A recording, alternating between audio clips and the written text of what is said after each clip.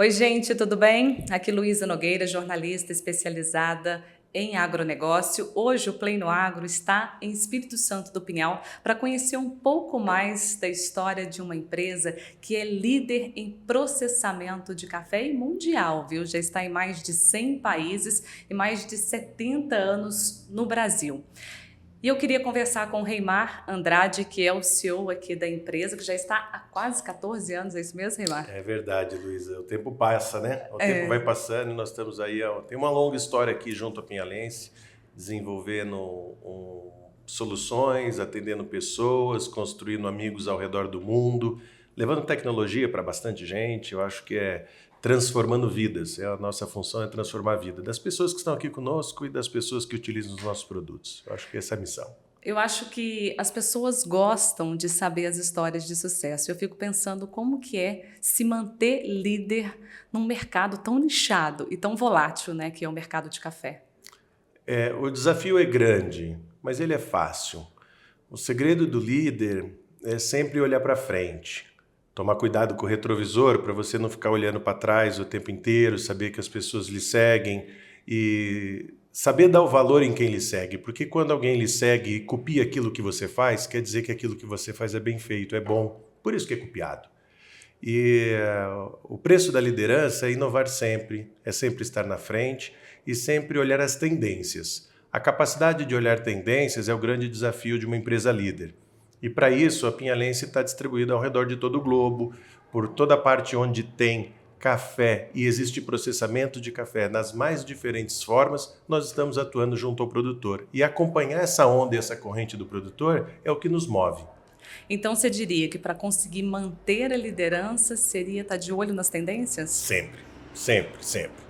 Você tem que estar de olho nas tendências, você tem que estar em sintonia com aquilo que o seu cliente precisa, não só em produto, mas em condições, tem que estar próximo a ele, num mundo que é muito dinâmico. Hoje, para você ter uma ideia, cresce muito a presença digital nas propriedades. Então, com essa presença digital, o produtor se torna mais digital. Ele deseja um equipamento que conversa mais com ele, que consiga ter essa mesma pegada digital que ele tem.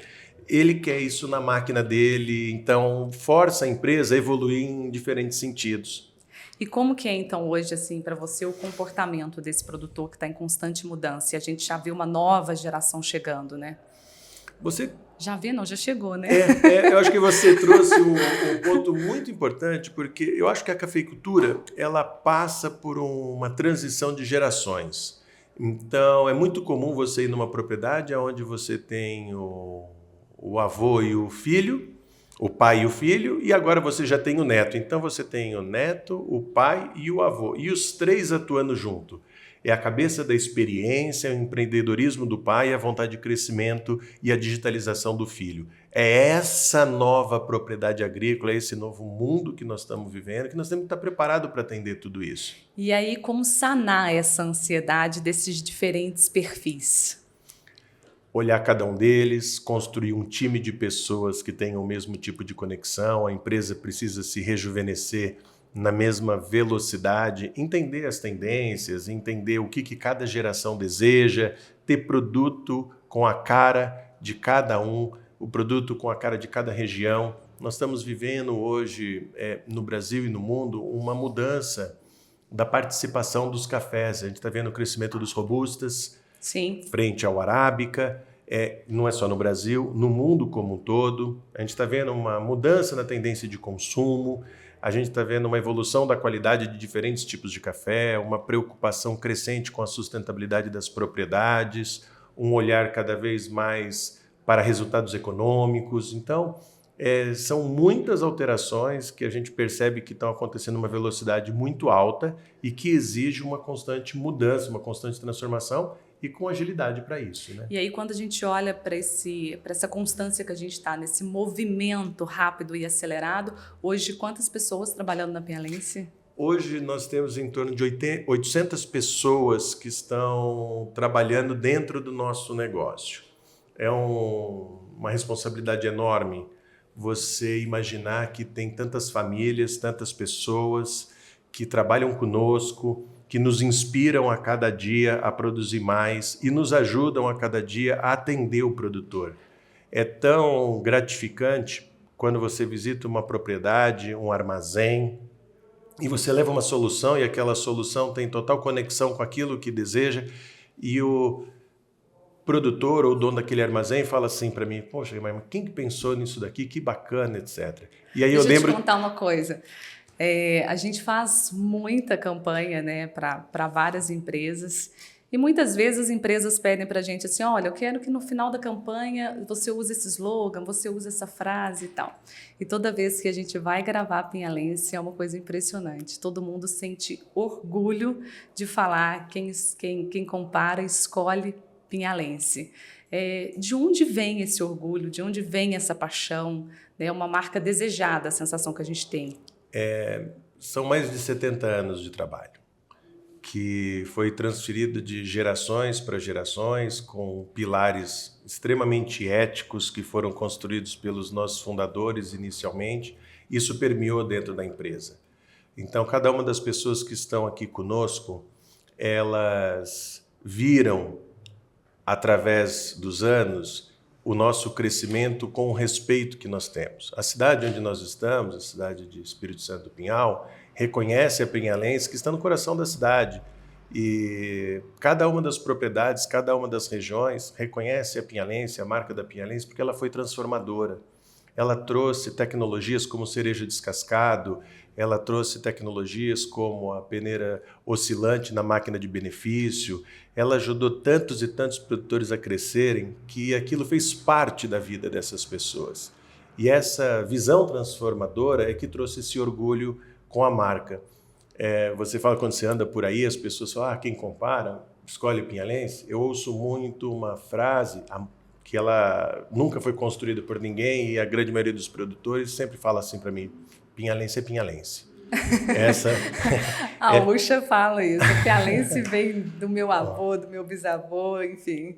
E é bacana porque esse ano eu acompanhei Pinhalense em Honduras, Colômbia, Portland, na Europa, e a gente vivenciou um produtor que realmente estava comprando Pinhalense numa feira internacional, e eu lembro que o João falou assim: gente, feira internacional as pessoas não compram, a gente faz contato.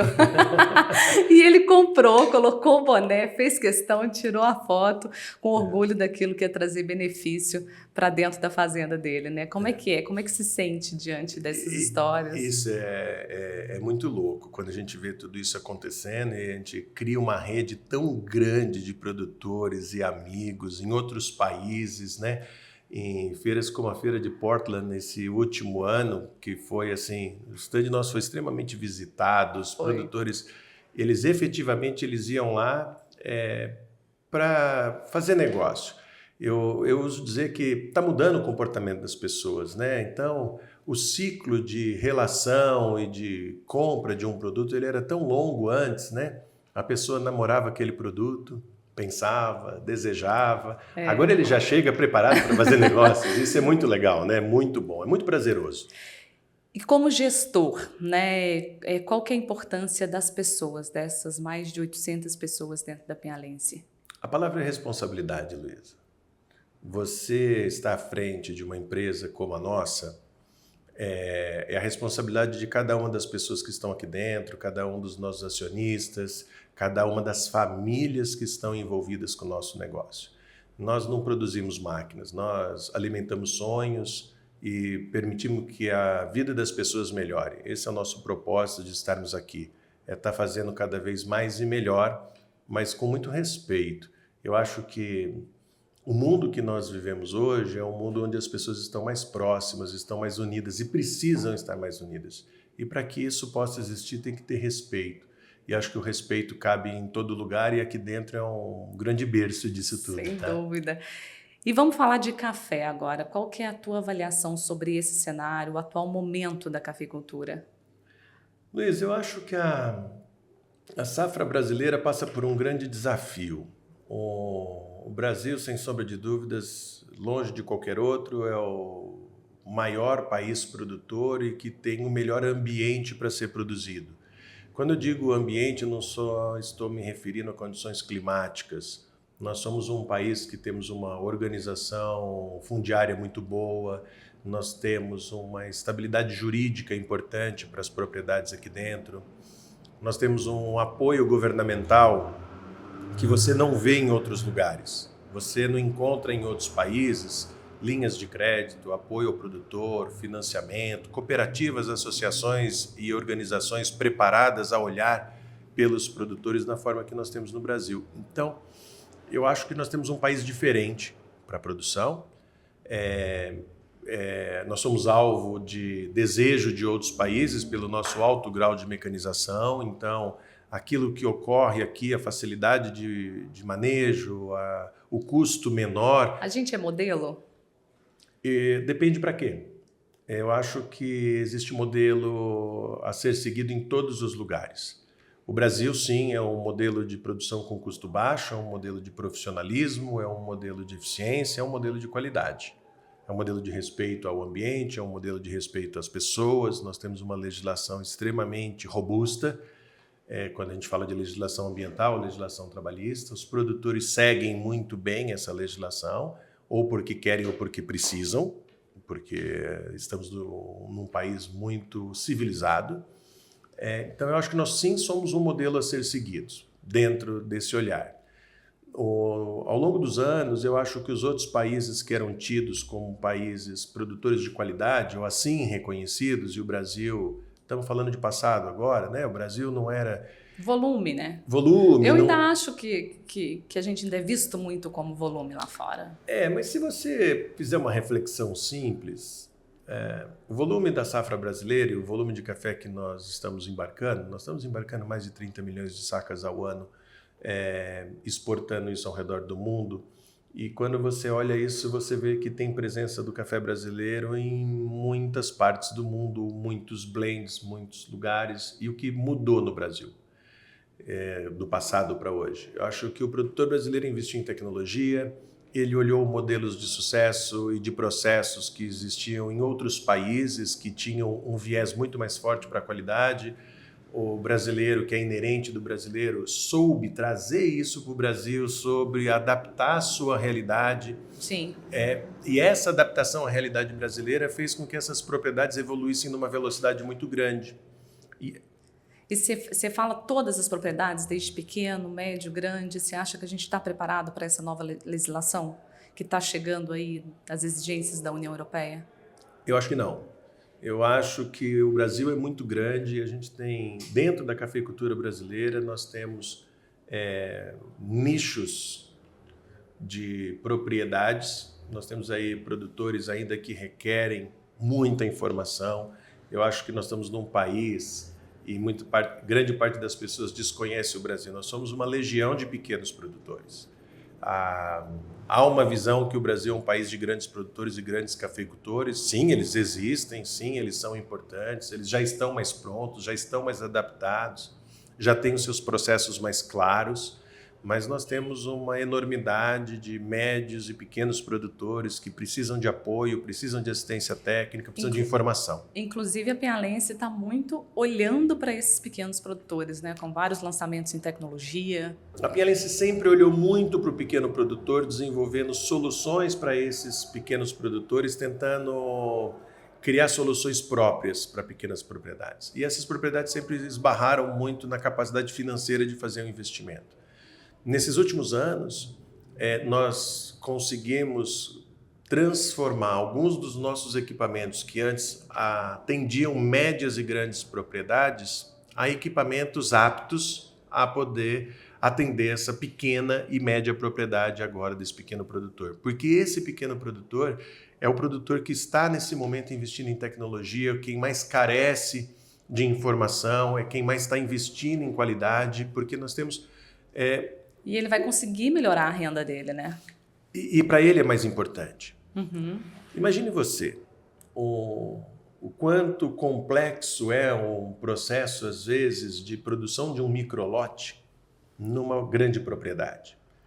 Você, numa propriedade média e grande, que está processando lotes, tem equipamentos secadores maiores, você tem pátios de secagem maiores, você tem dificuldade de ter disponibilidade de mão de obra no seu terreiro de café para você poder fazer tudo aquilo.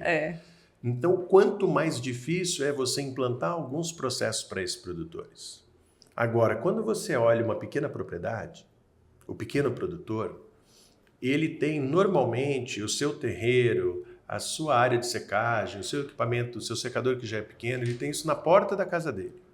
Quem auxilia ele em secar o café é a mulher, é o filho, é a família. Então, é muito mais fácil para esse produtor adotar algumas técnicas que auxiliam no processo de qualidade, a transformação daquele processo de qualidade do chamado microlote, para ele não é um microlote, é o lote dele. Sim. Porque estamos falando de propriedades que colhem 200 sacas de café, 300, às vezes nem isso. Às vezes nem isso. E quando ele está fazendo ali 20 saquinhos, 30 sacos, 40, aquele lote para ele é um lote importante. Exatamente. Então, o microlote que o mercado enxerga, para ele não é um microlote, é um superlote.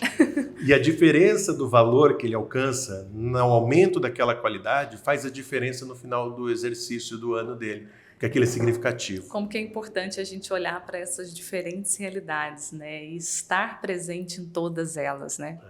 Esse é o nosso desafio. Porque a Pinhalense hoje ela está presente nos grandes projetos com os grandes exportadores, nas grandes fazendas, todas as grandes fazendas com estruturas fantásticas que têm um viés de eficiência, de redução de custo. E, ao mesmo tempo, nós estamos junto com o pequeno produtor, que está colocando aquela tecnologia que parece que antes estava acessível só para o grande, e agora chega para esse pequeno que está com um olhar muito, muito forte para a qualidade, um olhar muito forte para criar um novo modelo de trabalho na sua propriedade. E por que você acha que colocar essas tecnologias para pequenos produtores lá fora é tão mais difícil? Porque aqui, né, as coisas já estão andando, o nosso produtor é tecnificado.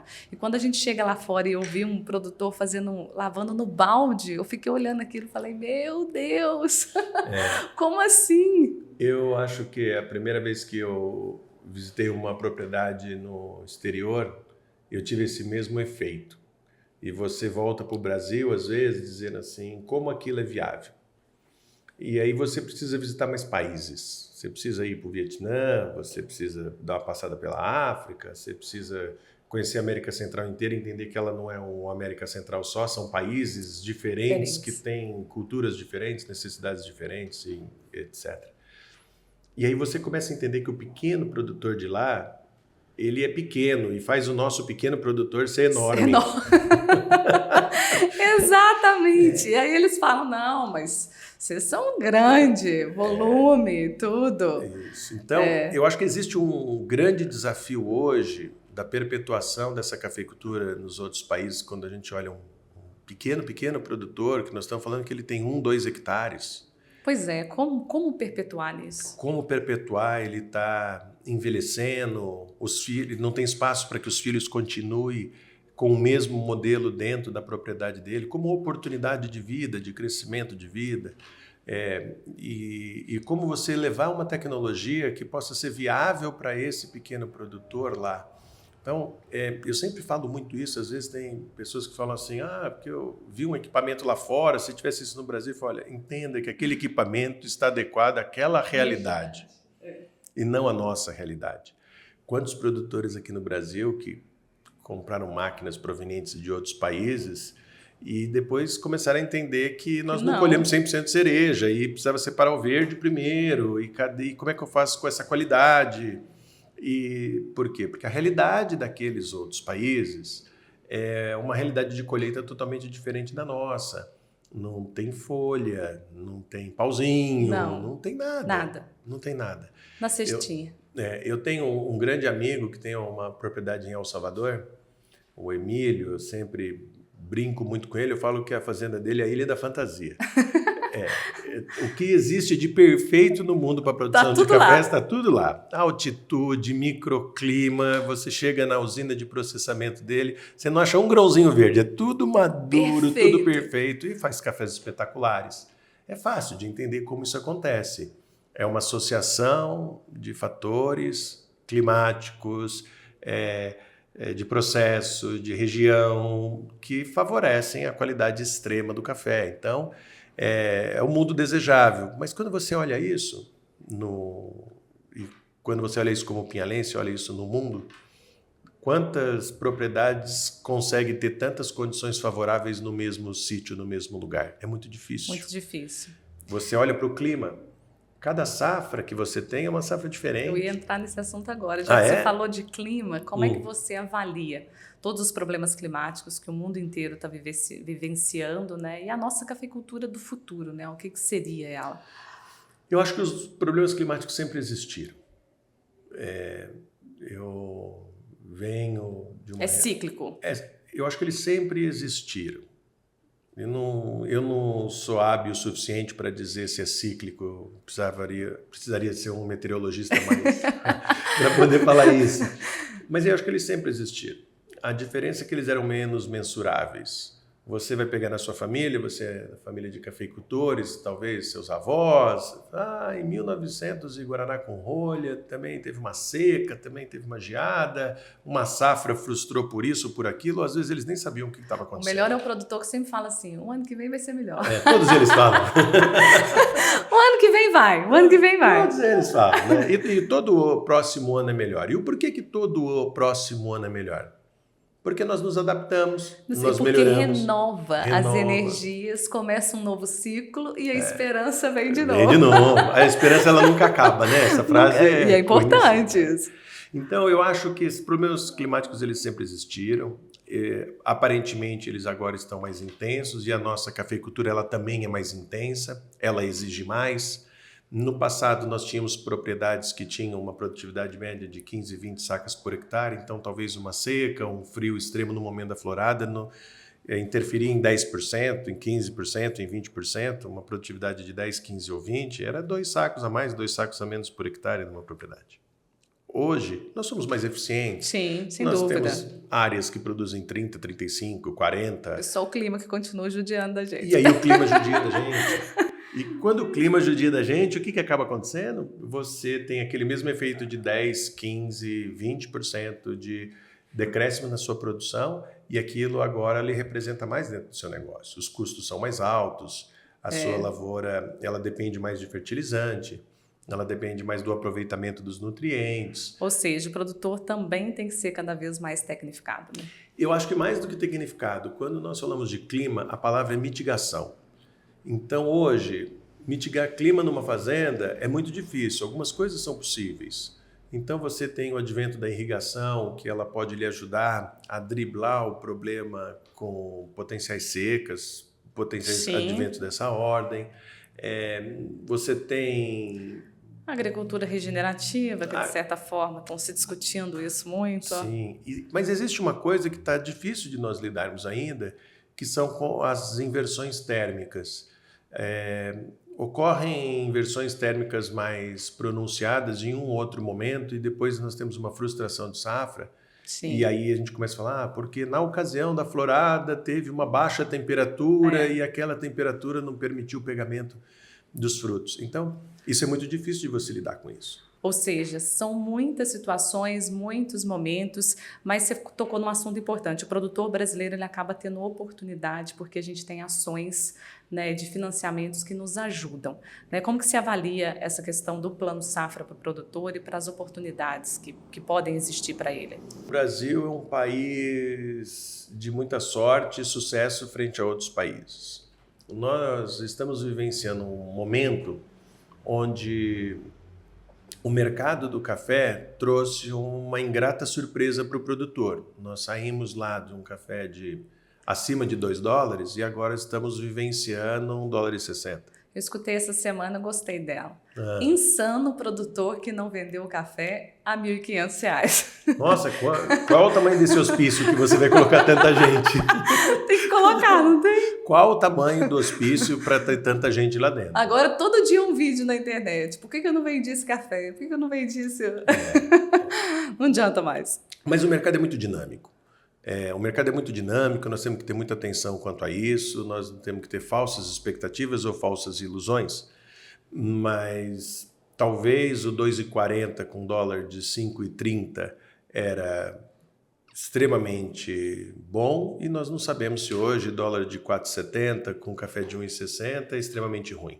Então, tem que tomar cuidado com isso. Porque a gente teve variação de insumo aí também nesse cenário, né? Mas o que é mais importante quando você fala das linhas de crédito e quando eu falei para você do governo, do plano que o governo traz para o produtor? O Brasil ele tem a felicidade de ter uma estrutura financeira e política bem estruturada de suporte ao produtor. Então, nós temos aí linhas para custeio, nós temos linha para agricultura regenerativa, temos linhas para irrigação, para investimento. Então, eu acho que nós estamos diante de uma oportunidade. Porque o que nós estamos vivendo? Preço de café baixo, uma perspectiva de uma grande safra no próximo ano, se as condições climáticas se mantiverem como estão, tá? Nós temos tudo para caminharmos para uma excepcional safra no próximo ano. Seria precoce ou irresponsável da nossa parte querer falar de números de uma florada que nem existiu. E o governo trouxe um novo plano safra que, além de custear tratos culturais para o produtor, existem linhas de crédito para investimento que permitem que o produtor consiga lidar com uma safra tão grande como a próxima safra, continuando investindo na sua propriedade para reduzir custos, aumentar a eficiência e ser competitivo com preços baixos. E prazo longo, né? O mais importante. O mais importante. Porque não adianta você ter uma linha de crédito hoje de curto prazo que te jogue para você ter que pagar o seu investimento em 2, 3 anos.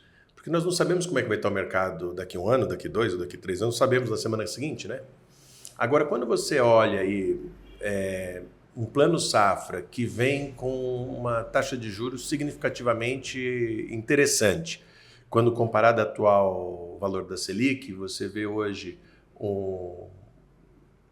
taxas aí que estão orbitando entre 7,5% e 8,5% para produtores maiores, e produtores menores aí você vê taxas aí de 5%, 6%. É a melhor opção. É a melhor opção. E o mais importante, você tem recurso disponível com volume de dinheiro. Esse volume eu me pergunto um pouco até onde ele vai, mas você tem isso tudo disponível para o produtor poder pagar isso em até 12 anos e com 2 anos de carência. Então, há uma oportunidade em cima da mesa para o produtor, que é poder celebrar um pouco dos seus investimentos, aquilo que faz parte do desejo, para ele lidar com uma safra maior no ano que vem. Fazia tempo que o produtor não via, Luísa, esse efeito de um ano ter uma safra maior que o outro ano. Então, verdade. A estrutura dele estava com folga para ele conseguir lidar nesses últimos anos com safras baixas. Infelizmente, nós tivemos seca, tivemos geada. E vamos falar uma coisa, não existe negócio sem investimento.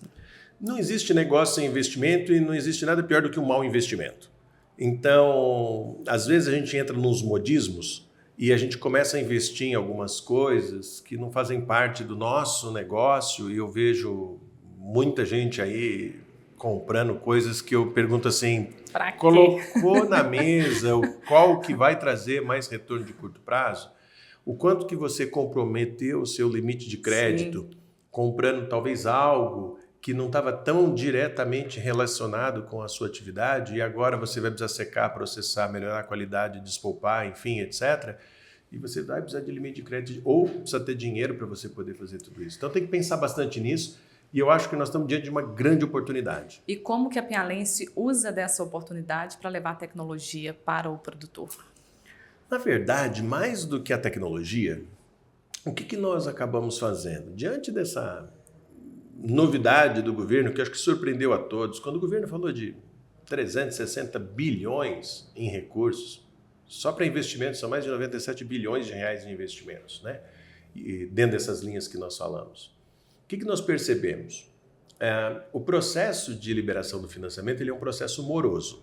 O produtor, normalmente, ele precisa fazer um projeto, pegar aquele projeto, pegar o orçamento dos equipamentos, de tudo que ele tem, compor uma capacidade de pagamento e lá, através do seu agrônomo, que lhe dá o suporte, apresenta isso para o banco dá entrada junto ao BNDES e vai aprovar. O banco fala, não, está tudo aprovado, seu limite de crédito aqui está aprovado, no instantinho libera. O instantinho é 60, 90 dias. O produtor já está quase morrendo de ansiedade. Não sai. Será que vai sair? Será que não vai sair? E aí, qual é o grande risco disso? não há tempo. Descapitalizar. Ele deixa o tempo passar, ele fica esperando o financiamento sair e o financiamento não sai para ele tomar a decisão da aquisição do equipamento que ele precisa. Quando o financiamento sai, o preço do equipamento sobe ou já perdeu o prazo, já está tarde, já não consegue. Não dá para fazer obra civil, o negócio não funciona. Então, nós pensamos bastante nisso quando nós vimos essa grande demanda do produtor pelo financiamento e nós resolvemos, então, tentar facilitar a vida do produtor, trazer para ele estar mais próximo do nosso cliente, ser mais parceiro dentro dessa operação. E aí nós fizemos A turma aqui me chamou de louco quando nós íamos fazer isso. Falei assim, nossa, mas vai ficar caro, vai ter que ter muito dinheiro para poder fazer tudo isso do jeito que você quer fazer, mas eu acho que valia a pena, porque a gente tem que olhar a necessidade do produtor nesse momento e ver o que a gente precisava levar para o mercado. Aí nós criamos um plano safra nosso, para estar em sinergia com o plano safra do governo. Nós chamamos agora, está entrando no mês de agosto, o Safra Forte Minas, que foi desenvolvido aqui pela Pinhalense, que tem como principal objetivo fazer com que o produtor tenha tempo para adquirir o equipamento da Pinhalense, um prazo bastante dilatado no pagamento desse equipamento.